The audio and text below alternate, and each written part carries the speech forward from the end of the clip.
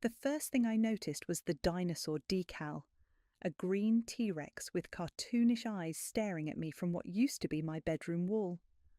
My fingers traced the fresh blue paint beneath it, still detecting the familiar texture of the cream wallpaper my mother and I had chosen together when I was 16. I'm Alexis, and this was supposed to be a surprise weekend visit to my childhood home. Instead, I got the surprise. "Oh, I didn't expect you today." Carmen's voice carried that artificial sweetness that made my teeth ache. She appeared in the doorway, wearing yoga pants and one of my father's old college sweatshirts. "We've been making some changes. Leighton needed a proper room, you understand." My childhood bed was gone. The antique vanity my grandmother left me disappeared. Even my debate team trophies had vanished from the shelves. In their place stood a rocket ship bookcase filled with children's books and action figures. "Where are my things?" I kept my voice steady, the way I do in court when opposing counsel throws a curveball. "Storage unit on 5th Street. I kept the important stuff, of course." Carmen waved her hand dismissively. "But honestly, a grown woman doesn't need all that sentimental junk taking up space. Leighton's a growing boy. He needs room to play." Heavy footsteps in the hallway announced my father's arrival. "Alexis, honey, we didn't know you were coming." He wouldn't meet my eyes, instead focusing on a spot just past my shoulder. "Clearly." I turned to face him. "Dad, where's Mum's vanity?" Carmen thought. "I sold it," Carmen cut in, "along with some other outdated pieces. That Victorian stuff was making the house look like a museum. We're trying to create a modern family space here." My chest tightened. "You sold my grandmother's vanity?" "Oh, don't be dramatic. I got good money for it. 3,000 on Facebook Marketplace. You can buy something nice for your own place with your share." I felt the blood drain from my face. "That vanity wasn't yours to sell." "Well, it was in our house," Carmen said, emphasizing the "our. "And we needed to make room for Leighton's gaming setup. Speaking of which..." She turned to my father. "Carson, honey, can you help me move that old dresser out of here tomorrow? The one with all the scratches?" My mother's dresser, the one where she kept her jewellery, her letters, her memories. "Dad?" I waited for him to speak up, to say something. Anything. He shuffled his feet. "Maybe we should discuss this over coffee. Carmen makes an excellent..." "No." I cut him off, my voice ice cold. "I don't want coffee." "Alexis?" Carmen stepped closer, placing her hand on my arm. I resisted the urge to shake it off. "I know change is hard, but you have to understand. This is our home now. You're always welcome to visit, but..." "But what?" "But you need to accept that things are different now. Your mother's been gone for 3 years. Life moves on." Behind her, my father nodded weakly, like a puppet on loose strings. I looked around the room one last time. The walls that once held my concert posters now displayed cartoon dinosaurs. The corner where I'd spent countless nights studying was occupied by a child's desk covered in crayon marks. Every trace of my childhood, of my mother, had been erased. "You're right," I said finally, surprising them both with my calm tone. "Things are different now." I walked out without another word, ignoring Carmen's satisfied smile and my father's attempt to call me back. In my car, I sat for a moment staring at the house, my mother's house. She'd known this might happen. That's why she'd made me promise to read the will carefully, to understand every clause, especially the one about what would happen if my father remarried.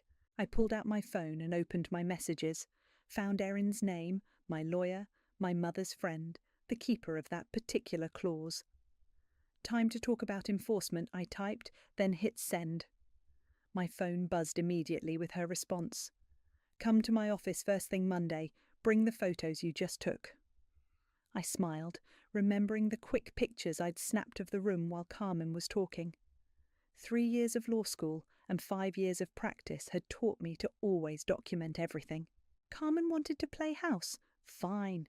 But she'd forgotten the most important rule of real estate: always check who's on the deed. I started my car, catching one last glimpse of my father's figure in the window.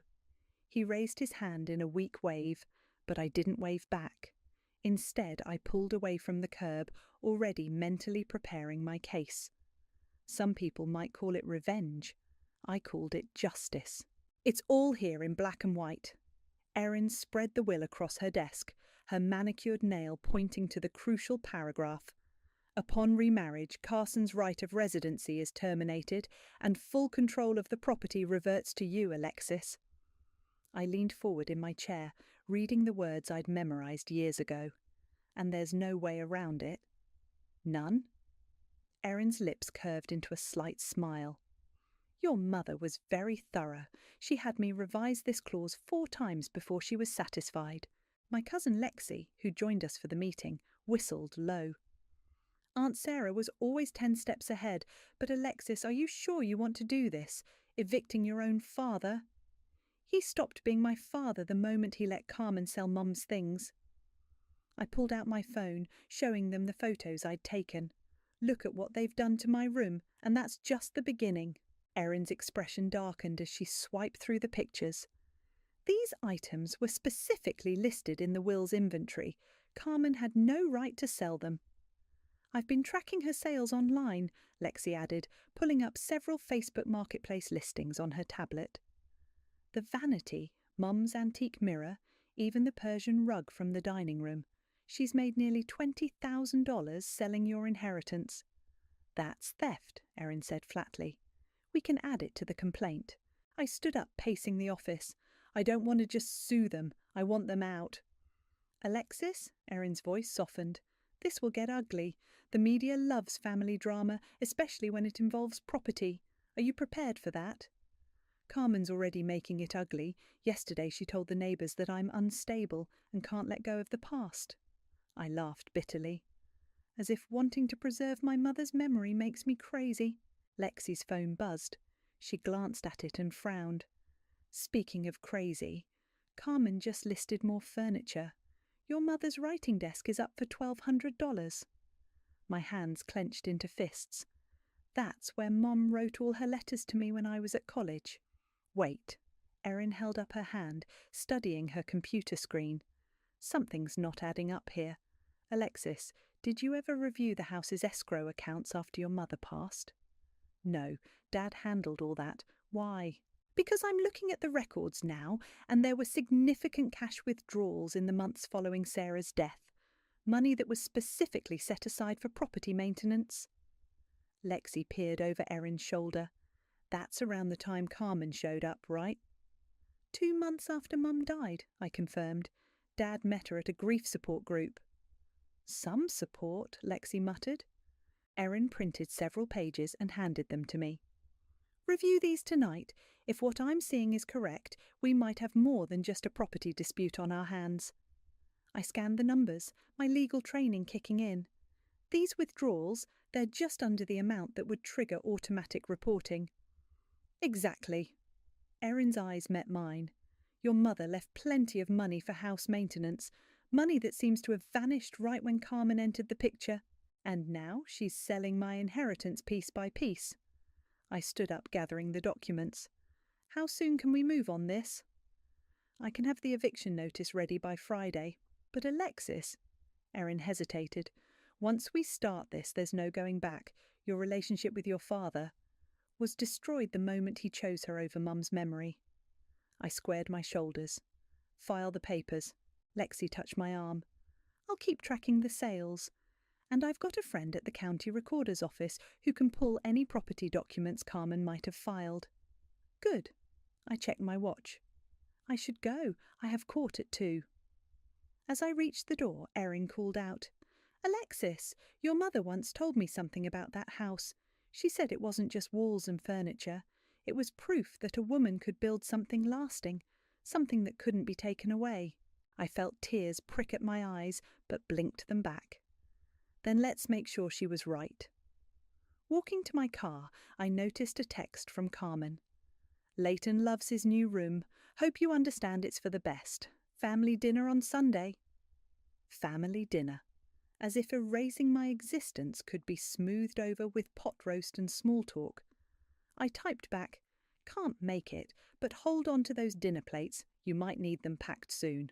Then I blocked her number and called Violet, my best friend. Hey, want to help me document every item in my mother's house this weekend? Bring your camera. Carmen drama, Violet asked. Let's just say. I started my car, glancing at the legal documents on my passenger seat. The house is about to get a lot less crowded. Just need to grab a few boxes from my old closet, I told Carmen with a practiced smile. Won't take long. She blocked the doorway, arms crossed. I thought we sent everything to storage. Not everything. I held up my court order. And as co-owner of the property, I have the right to inspect any room. Carmen's face tightened, but she stepped aside. The sound of power tools echoed from downstairs. The contractor she'd hired was working on something in the living room. Fine, but make it quick. Leighton has friends coming over. I climbed the stairs to my old room, now Leighton's dinosaur kingdom. The boy himself sat on the floor, playing with action figures. Hi, Alexis, he looked up, grinning. Want to see my T-Rex collection? Before Carmen could stop him, I sat cross-legged beside him. Sure, buddy, tell me about them. This one's a velociraptor and this… Leighton, Carmen cut in sharply, go help your father in the garden. After he left, I opened the closet, pretending to search while actually photographing everything. Behind some boxes, I spotted my mother's old filing cabinet. What's this still doing here? I pulled it out. Carmen shrugged. Just junk papers. We're having it removed next week. I opened the top drawer, finding exactly what I'd hoped for, Mom's meticulous financial records. Mind if I take these, for nostalgia? Whatever. Carmen checked her phone, clearly bored. I need to check on the contractor. Don't take all day up here. The moment she left, I started scanning documents with my phone. Bank statements, receipts, and jackpot, records of withdrawals from the house maintenance fund, all with my father's forged signature. A knock on the doorframe made me jump. A tall man in work clothes stood there, tool belt slung low on his hips. Sorry to startle you. I'm Brian, the contractor. Mrs. Dunn asked me to check the window in here for replacement. It's Ms. Clayton, actually, I corrected him, and I'm Alexis, the owner's daughter. His eyebrows rose. Owner's daughter? Carmen told me she and her husband owned the place. Did she now? I smiled, an idea forming. Actually, Brian, I'd love your professional opinion on some of these renovation plans. We spent the next 20 minutes discussing potential changes, my voice deliberately carrying downstairs. As expected, Carmen appeared, her face a mask of forced pleasantness. Brian, I need you downstairs now. Just a minute, he said. Alexis was showing me some interesting ideas for the master suite. Carmen's eyes narrowed. The master suite isn't up for renovation. No? I innocently held up my phone. But I have the contractor's quote right here. 40,000 for a complete remodel. That's quite an investment in someone else's house. Brian looked between us, confusion clear on his face. Someone else's… Don't you have work to do? Carmen snapped at him. After he left, she turned to me. What game are you playing? Game? I'm just taking an interest in my property. I tucked the files under my arm. By the way, how's that boutique of yours doing? The one you opened with my mother's maintenance fund? The colour drained from her face. I don't know what you're talking about. No, the withdrawals all coincide with your store's opening dates. Interesting timing. Those were legitimate expenses. For your business or for the fake lease agreement you filed with the city? She stepped closer, voice low. Listen carefully. Your father and I have lived here for 3 years. We've established residency. If you try anything, we'll claim squatters' rights. I laughed. Is that what your lawyer told you? The same one who helped you forge Dad's signature on that lease? You can't prove anything. Want to bet? I headed for the stairs, then paused. Oh, and Carmen, those dinosaur decals? They'll leave marks when you peel them off. You might want to start soon. You entitled little… Careful, I warned. Threats could affect your future housing applications. You'll need a clean record for your next rental. Downstairs, I found Brian measuring a doorframe. Hey, I said quietly. How'd you like to make some extra money documenting everything you've seen here? He glanced toward Carmen's voice upstairs. Including the unauthorized modifications? Especially those. He pulled out his phone. I've got photos of all the work orders, some with different signatures on them. I handed him my card. Call me tomorrow, and Brian, if Carmen asks, we were just flirting. Outside I called Erin. Remember that fake lease we suspected? Just found proof, and wait until you see what else was in Mum's filing cabinet. Good, she replied, because Carmen just tried to file for adverse possession. She really doesn't know who she's dealing with, does she? No, I said, watching Carmen's silhouette pace behind my old bedroom window, but she's about to find out. Mum, you need to eat something. I pushed the bowl of soup closer to her hospital bed. It was 3 years ago, but the memory feels like yesterday. In a minute, sweetheart. She was focused on the papers spread across her lap, her once steady hands now trembling as she marked sections with a highlighter. Erin's bringing the final draft of the will today. We need to make sure everything's perfect. The house will still be there next week. I tried to sound optimistic, even though we both knew better. She looked up, her eyes sharp despite the illness that was consuming her. Alexis, listen to me. Your father, he's a good man, but he's weak, always has been. When I'm gone... Mum, please! When I'm gone, she continued firmly, he'll look for someone to lean on, and that someone might not have your best interests at heart. I remember how the autumn sunlight streamed through the window, casting long shadows across her hospital bed, how the morphine drip kept steady time with the beeping monitors. The house is your inheritance, she said, not just the building. Everything I built there, everything we built together. Don't let anyone take that from you. A knock interrupted us. Violet stood in the doorway holding fresh flowers. Bad time. Never for you, Mum smiled. Come help me convince this daughter of mine that I'm not being paranoid. Violet sat on the edge of the bed. About the house. About making sure it's protected. Mum handed me the papers. Read the residency clause again. I did, out loud. Carson Dunn may remain in residence until such time as he remarries, at which point full control and ownership reverts solely to Alexis Dunn. Your mother's a genius, Violet said. I'm a realist. Mom reached for my hand. Promise me you'll stand your ground when the time comes. Promise me you won't let guilt cloud your judgment. What do you mean? Your father will try to make you feel guilty. He'll say I was being unfair, that I didn't trust him, but this isn't about trust, it's about protection. The memory shifts to later that night, after Violet left. Mum was dozing, and Dad came in with coffee. The lawyers were here again? He asked, noticing the papers.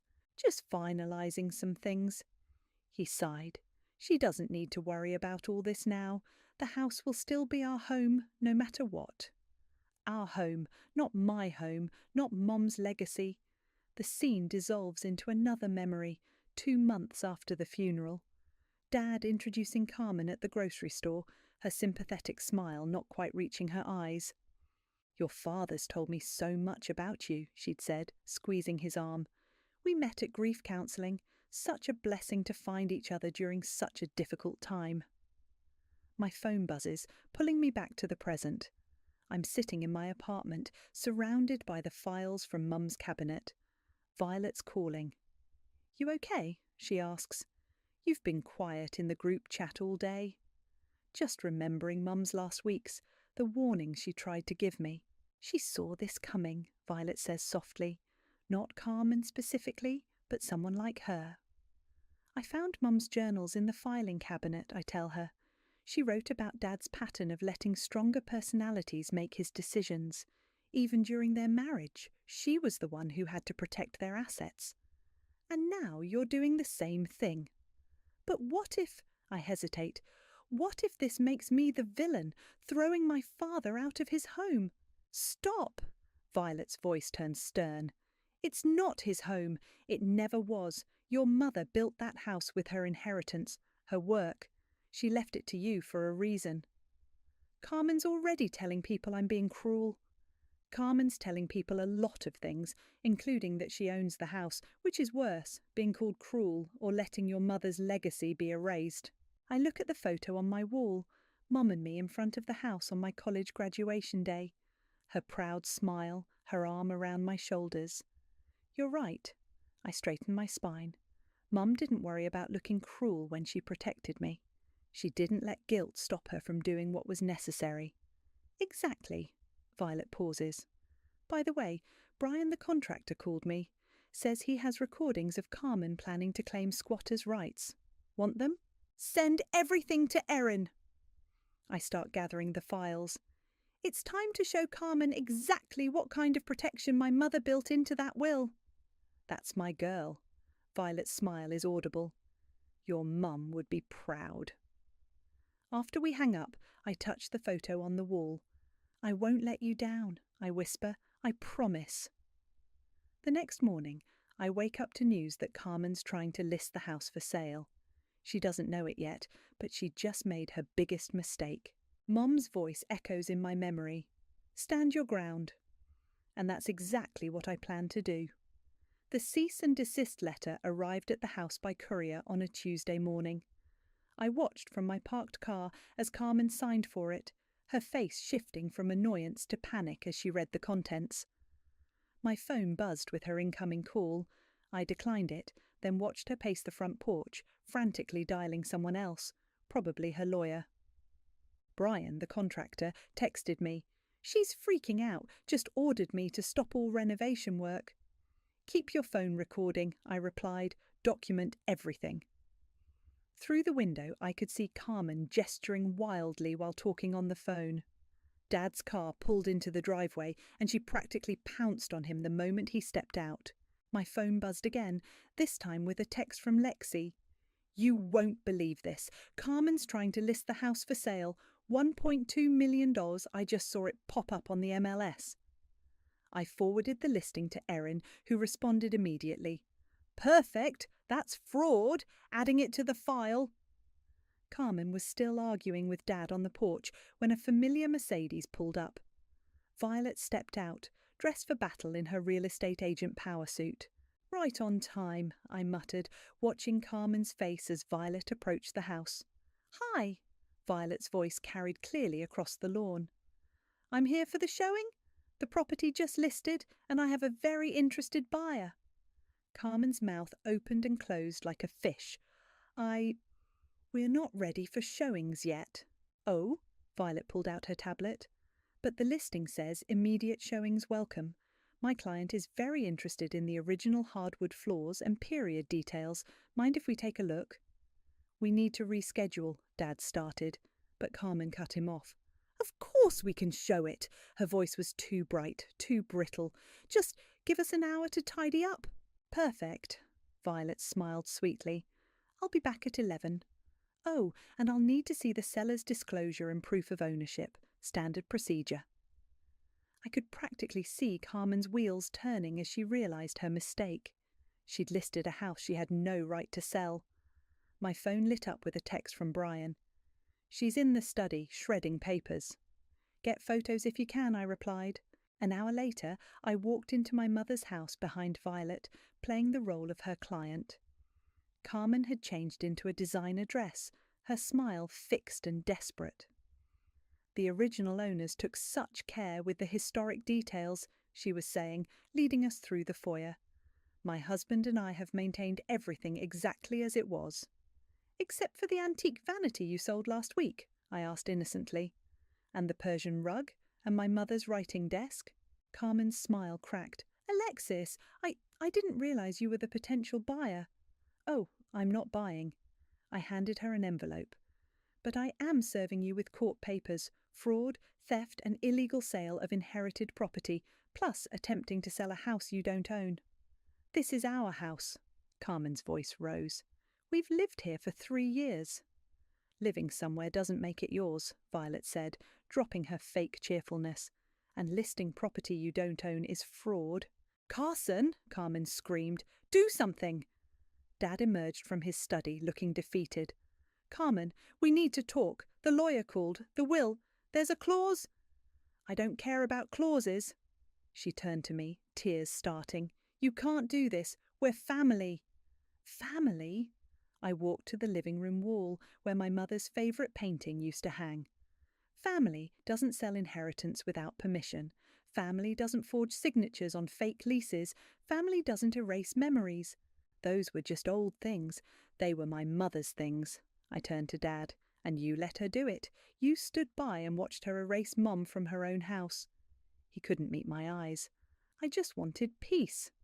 Well, now you'll have it. I gestured to the papers in Carmen's hands. Just not here. Carmen ripped open the envelope, her face going pale as she read. This is...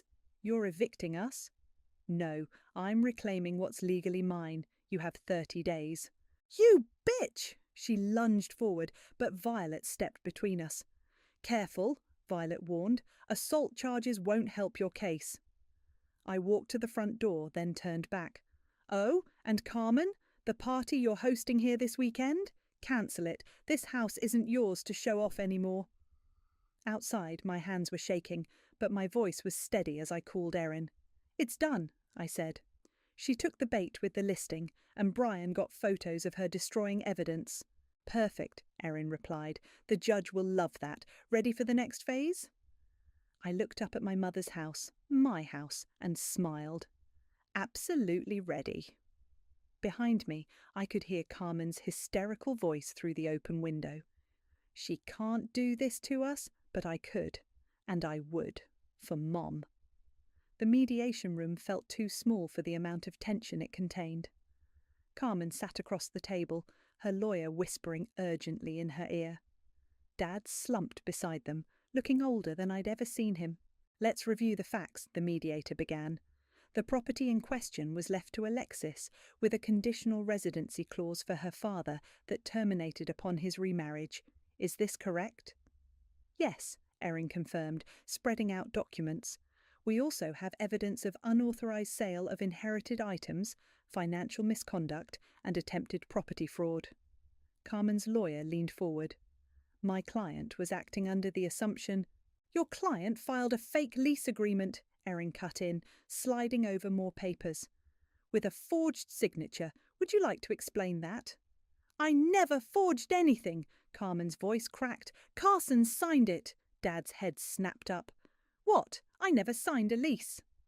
The handwriting analysis confirms that, Erin said smoothly, along with the forged signatures on bank withdrawals totalling over $50,000. The mediator frowned. These are serious allegations. I have proof. I nodded to Erin, who produced Brian's documentation. The contractor recorded everything, including Mrs. Clayton's plans to claim squatters' rights and sell property she didn't own. Carmen's lawyer whispered something to her again, but she shoved him away. This is ridiculous. We made that house a home. By selling my mother's belongings, I kept my voice level. By erasing every trace of her. She was dead. Carmen slammed her hand on the table. Dead people don't need things. The room fell silent. Even her lawyer looked shocked. No, I said quietly, but their daughters do. Dad finally spoke, his voice rough. Carmen, did you really forge my signature? I did it for us, she grabbed his arm. To build our future. That house was wasted on her memory. That's enough. The mediator interrupted. Given the evidence, I recommend you accept the 30-day eviction notice. Fighting this will only lead to criminal charges. Carmen's lawyer nodded. He's right. Take the deal. Deal? Carmen laughed hysterically. She's throwing us out. Where will we go? What about Leighton? You should have thought about that before you started selling stolen property, Erin replied. Dad turned to me, eyes pleading. Alexis, honey, can we talk, privately? I hesitated, then nodded. We stepped into the hallway, leaving Carmen's increasingly loud protest behind. I'm sorry, he said immediately. I should have stopped her. After your mother died, I couldn't handle anything. Carmen seemed so capable. Capable of theft? He flinched. I didn't know about the forgeries or the sales, I swear. But you knew she was erasing, Mum. You watched her do it. I was weak. His shoulders sagged. Your mother always said that about me, that I let stronger personalities make my decisions. A memory flashed, Mom in her hospital bed warning me about exactly this. Dad, read the will sometime, I said. Really read it. Mum knew this would happen. She tried to protect both of us. From what? From people who take advantage of your grief, and from you letting them. Back in the mediation room, Carmen was having a full meltdown. "This is all your fault," she screamed at me. "You spoiled, entitled—" "Mrs. Clayton," the mediator warned, "control yourself." "You want control?" Carmen grabbed her purse. "Fine, here's control." She pulled out her phone, jabbing at it frantically. "I just transferred the money from our joint account. Good luck paying rent without it." Dad went pale. "What?" "Oh, now you care," she laughed. "I've been managing your money for 3 years. Everything's in my name." Erin smiled thinly. "Actually, that's perfect. Financial abuse and admitted theft, all on record. Shall we add that to the criminal complaints?" Carmen's lawyer dropped his head into his hands. 30 days, I said, standing up, "and I want a full inventory of everything you sold." "You'll regret this," Carmen hissed. "No." I gathered my things. "But you will." In the parking lot, Dad caught up to me. "What am I supposed to do now?" "Find an apartment, start over." I paused. "And maybe get a good divorce lawyer." "Alexis." He looked lost. "Your mother would be disappointed in me." "Probably," I agreed. "But she loved you anyway. That's why she put that clause in the will. She knew you'd need saving from yourself." As I drove away, I saw Carmen storming out of the building, Dad trailing behind her like a shadow. My phone buzzed with a news alert. Local boutique owner under investigation for financial fraud. Karma, it seemed, was just getting started. I touched the small photo of Mum I kept on my dashboard. "Almost done," I whispered. "Almost home." The sheriff's deputy stood on the front porch, clipboard in hand, while Carmen made her final performance. She was sprawled across the couch, hand pressed to her forehead. "I'm too ill to move," she moaned. "My blood pressure." "Ma'am," the deputy said tiredly, "the eviction notice was served 30 days ago. We have to proceed."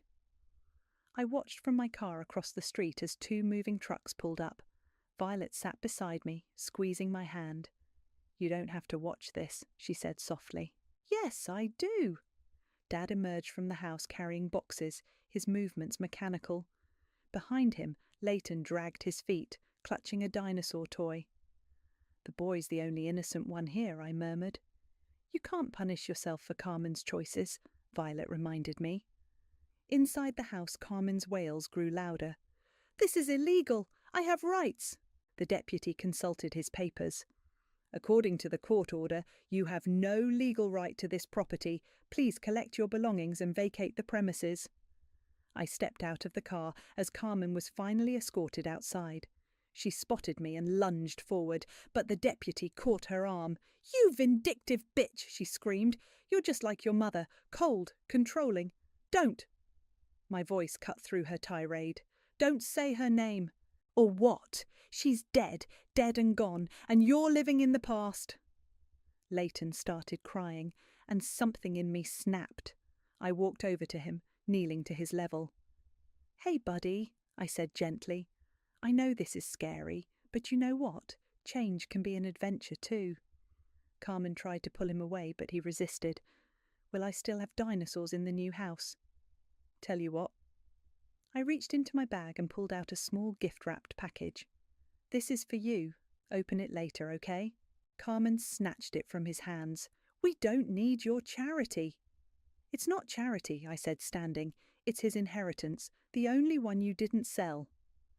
The package contained my old T-Rex model, the one Mum had given me when I was scared of starting middle school. "Sometimes," she'd said, "being fierce is the kindest thing you can be." The movers worked efficiently, loading furniture and boxes. I noticed they handled Carmen's designer clothes with less care than she'd shown my mother's antiques. Dad approached me hesitantly. "Alexis."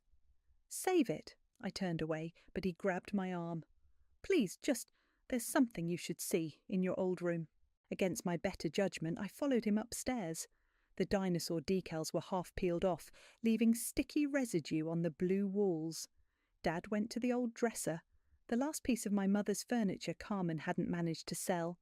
"I kept this hidden," he said, pulling out a letter from behind the drawer. "Your mother wrote it the week before she—" My hands trembled as I took the envelope. Inside was a photo of me at 8 years old, sitting on the porch steps with Mom, both of us laughing at something long forgotten. "Read it later," Dad said, "when you're ready." A crash from downstairs made us both jump. Carmen's voice rose again. "That vase is worth more than your yearly salary. Be careful." "Time's up," the deputy called. "Vehicle's waiting." I walked Dad to the door, where Carmen was having her final meltdown. "This isn't over," she shrieked at me. "I'll sue, "You'll what?" I stepped closer. "Forge more documents, steal more memories, face more fraud charges." She fell silent, finally understanding the depth of her defeat. "Get in the car, Carmen," Dad said quietly. "Please." As they drove away, Leighton pressed his face against the window, clutching the wrapped package. I waved, and he waved back until they turned the corner. The deputy handed me the keys. "Property's yours, ma'am. Good luck." Inside, the house felt hollow. Empty picture hooks lined the walls where family photos once hung. Rectangular clean spots marked where furniture had protected the carpet from sun fade. I climbed the stairs to my old room and sat on the bare mattress, the only piece of furniture I'd kept there. The letter from Dad felt heavy in my pocket. Violet found me there an hour later, tears streaming down my face. "Oh, honey," she said, sitting beside me. "Mom knew," I whispered, showing her the letter. "She knew Dad would choose wrong again. That's why she made me promise to be strong enough for both of us." Through the window, I watched the sun set on my first day home. Really home. The house felt like a museum now, filled with ghosts of what was and shadows of what could have been. But it was mine, just like Mom wanted, just like she planned. "The Sarah Dunn Women's Recovery Centre," Violet read from the freshly mounted plaque. "Your mum would love this." I adjusted the sign slightly. She always said this house was meant to help people start over. The renovation crew had worked miracles. The living room, once stuffed with Carmen's gaudy furniture, now held comfortable couches and support group circles. My old bedroom had become a counselling office, its walls painted a soothing sage green. "First resident arrives today?" Violet asked. "Any minute." I checked my watch. Erin's bringing her from the courthouse. The doorbell rang. On the porch stood a woman about my age, clutching a small duffel bag. Her eye was still slightly bruised. "I'm Maria," she said quietly. "The lawyer said—" "Welcome home." I opened the door wide. "Let me show you around." As we walked through the house, Maria's shoulders gradually relaxed. In the kitchen, where Mum had taught me to bake, I poured coffee while explaining the house rules. "Stay as long as you need," I told her. "That's what this place is for." My phone buzzed. A news alert. Carmen's fraud trial had ended. Guilty on all counts. She'd been running similar schemes for years, targeting grieving widowers, draining their accounts. "Everything okay?" Violet asked, noting my expression. "Justice served," I showed her the alert. "Dad's testimony sealed it." Speaking of Dad, I heard his familiar knock. He stood on the porch, looking uncertain. "The garden needs attention," he said, gesturing to Mum's overgrown flower beds. I thought maybe... I handed him a pair of gardening gloves. "Roses need pruning." We worked in comfortable silence until he spoke. "I found an apartment. Small, but it's mine. No joint accounts this time." "Good." I dead-headed a rose bush. "And the divorce?" "Final next week." He paused. "Carmen's sister called. Leighton asks about you." I pulled out the business card I'd been carrying. "There's a great dinosaur exhibit at the museum, if he's interested." Dad took the card, smiling slightly. "You're more forgiving than I deserve." "Not forgiving," I corrected. "Understanding. Mum taught me the difference." A car pulled up, Lexi with supplies for the centre. As she unloaded boxes, I caught Dad watching the house's transformation. "Different than you expected?" I asked. "Better?" He touched the new plaque. "Sarah would be proud. She always said you were stronger than me." "She said I was stronger than both of us." I handed him another rosebush to plant, but she loved us anyway. Inside, I heard Maria laughing at something Violet said. The sound echoed through rooms once filled with Carmen's artificial cheer, now warming with genuine healing. My phone buzzed again. Brian, the contractor. "Found something behind the wall in the master bath. Looks like your mum left a surprise." I rushed upstairs. Brian pointed to a small safe embedded in the wall, exposed during renovation. "Combination?" he asked. "Try 31785, I said. My birthday. The safe clicked open. Inside lay a velvet jewellery box and another letter. The pearl necklace Mom wore at her wedding gleamed against dark fabric. The letter was dated 1 week before she died. "My dearest Alexis," it began, "if you're reading this, you've reclaimed our home, not just the building, our legacy. The pearls aren't valuable, but they're real, like you, like your strength." Violet found me crying in the bathroom. "Oh God, what now?" I showed her the letter's final lines. "The house isn't your inheritance, darling. Your inheritance is knowing you can protect what matters, even when it hurts, even when others call you cruel. Your inheritance is your strength. Use it to help others find theirs. All my love, Mum." Downstairs, Maria was arranging family photos on her dresser. Dad was teaching Lexi Mum's secret for keeping roses blooming into fall. The house hummed with new purpose. I fastened Mum's pearls around my neck and walked through rooms now filled with second chances. In the foyer, the afternoon sun caught the plaque just right, making it glow. "Ready for the house blessing?" Violet asked, sage bundle in hand. "Almost." I touched the pearls. Just remembering something Mum used to say. A house is just walls until you fill it with healing. Through the window, I watched another car pull up, another woman with a small bag, another chance to help someone reclaim their strength. I opened the door wide. "Welcome home," I said. And somewhere I swear I heard Mum whisper, "Well done, baby, well done."